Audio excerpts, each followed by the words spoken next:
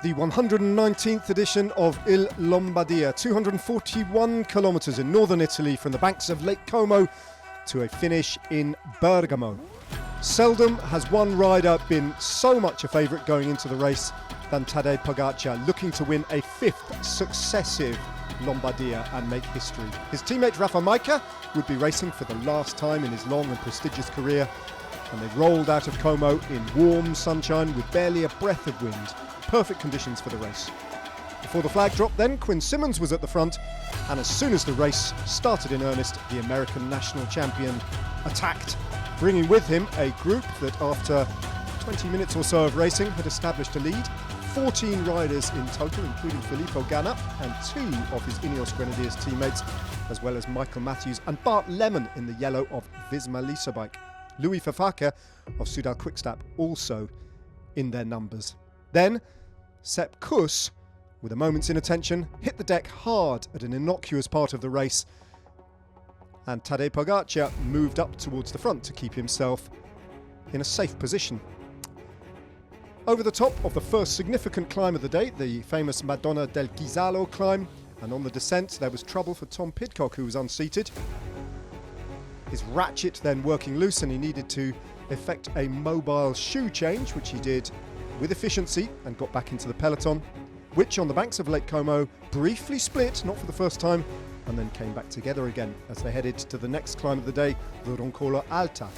Over the top of that climb, the breakaway still had 2 minutes and 26, but no more than that, with 137 kilometres still to go. UAE Team Emirates, as well as Red Bull Bora Hansgrohe controlling the pace. Again, the peloton split. This time, Matthias Skelmoser, Tom Pidcock, Nielsen Paulus, Timon Arensman and Giulio Pellizzari were all caught out, but again, it came back together again.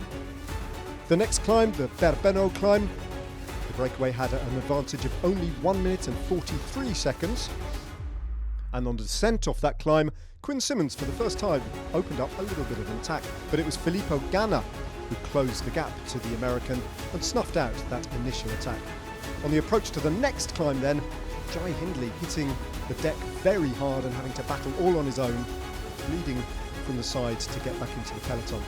And on the climb of the Crocetta, it was Quinn Simmons who attacked again, and this time went clear of the remains of the breakaway, leaving behind him a group containing Pello Bilbao, Filippo Ganna, Louis Vervaeke, and UAE Team Emirates at the back, controlling the pace with 70 kilometres to go. Quinn Simmons then over the top of the Zambla Alta climb, with just the Passo di Ganda remaining, still had an advantage of over 3 minutes to the peloton and had destroyed the rest of the breakaway. The American on a marauding ride, and within 1 hour of pulling off a stunning victory, making the rest of the riders work very hard indeed. Then Rafa Majka took things up on the Ganda climb, doing the last job for Tadej Pogacar in his long career, and when he signed off, he got a salute from Pogacar as Jay Vine took up the pace setting for UAE Team Emirates. Remco Evenepoel, one of the riders, going clear with Michael Storer and Paul Sexas, as well as Isaac Del Toro. Then with 36.6k to go, Tadej Pogacar launched the expected move, and nobody tried to go with him, least of all Remco Evenepoel, who found 3 riders on his wheel. At the front of the race then, Quinn Simmons probably knew that the inevitable was coming up towards him as Tadej Pogacar made his way to the front of the race. Further back, a group containing Richard Carapaz, Primoz Roglic, Adam Yates and Oscar Onley laboured and lost contact with the front as Tadej Pogacar reached Quinn Simmons. Simmons able to hold his wheel briefly before he dropped away, and Tadej Pogacar had the road all to himself as he went over the top of the Passo di Ganda with a healthy lead over the opposition. Isaac Del Toro was then dropped by Michael Storer and Remco Evenepoel. And Evenepoel tried to get rid of Storer and Quinn Simmons, who'd been caught by Evenepoel and the Australian. Those 3 riders, though, going over the top of that climb together. Richard Carapaz on the descent, hitting the side wall of the descent hard.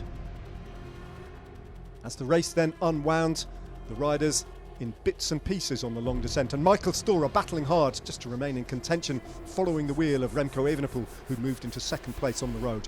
Isaac Del Toro likewise was looking at Quinn Simmons to try and get across and battle out the minor placings.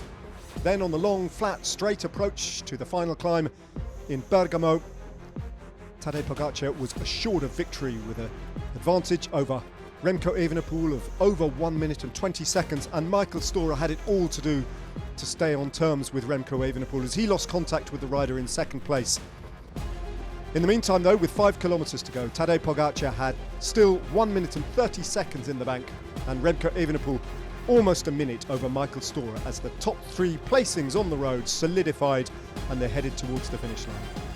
In the final kilometre then, Remco Evenepoel in second place, Tadej Pogacar once again beating him and celebrating another history-making and 20th seasonal win. A third monument, something only Eddie Merckx had done in one season, and a 5th consecutive Lombardia. Not even Fausto Coppi, who won this race 5 times, managed that feat. To win as the world champion again for the 2nd successive year, every time this man pins a number on, he makes history. Tadej Pogacar then once again the better of Remco Evenepoel. A brilliant ride from Storer in 3rd, Quinn Simmons finishing in a fantastic 4th place. No doubt about the winner though, once again it was the unstoppable force that is the double world champion, Tadej Pogacar.